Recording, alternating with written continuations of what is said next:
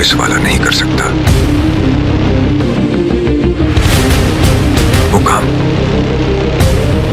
सिर्फ एक पुलिस वाला कर सकता है।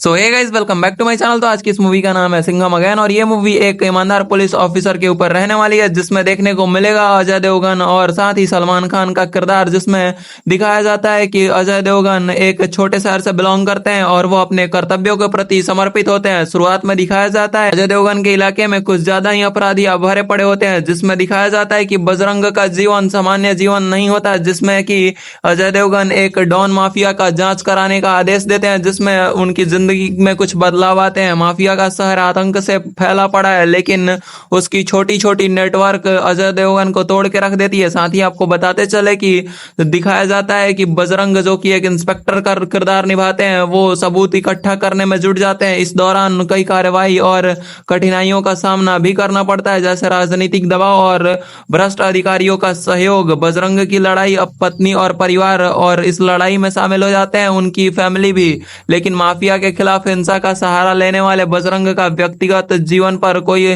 प्रभाव नहीं होता, जिसमें फिल्म के प्रमुख मोड़ में दिखाया जाता है कि बजरंग को माफिया के खिलाफ सख्त कदम उठाने का निर्णय लेना होता है और उनका प्लान बना रहे होते हैं बजरंग, जो अपने सहयोगियों के साथ मिलकर माफिया के ठिकाने लगाने का पता कर रहे होते हैं। और कई संघर्षों के बाद एक्शन थ्रिलर सामने आता है, जिसमें बजरंग माफिया को गिरफ्तार करने में सफल हो जाते हैं और अंत में न्याय की जीत होती है, जहां बजरंग को उठाया जाता है। जहां बजरंग पिछले सीजन में भी वो बहुत ही सारे अच्छे अच्छे काम किए थे, जिसको लेकर उनकी प्रोत्साहन बढ़ती है। और थ्रिलर में दिखाया जाता है कि बजरंग सेट्टी के इर्द गिर्द घूमती एक नैतिकता होती है, जो कि उनके पीछे पड़ी होती है। फिल्म की शुरुआत में ही बजरंग ड्यूटी निभाते हुए नजर आ रहे होते हैं और वह एक ईमानदार और निडर पुलिस अधिकारी होते हैं, लेकिन उनके बावजूद उनके ऊपर सारे गुंडे और माफियों डॉन का जांच पड़ताल करने का आदेश मिला होता है। इस जांच पड़ताल में ही वो अपनी फैमिली को भी इस भ्रष्टाचार के गंदे दबाव में ढकेल देते हैं, जहां उनको अपने माफियाओं के लड़ाई में अकेले ही लड़ना पड़ता है और सिस्टम के नीचे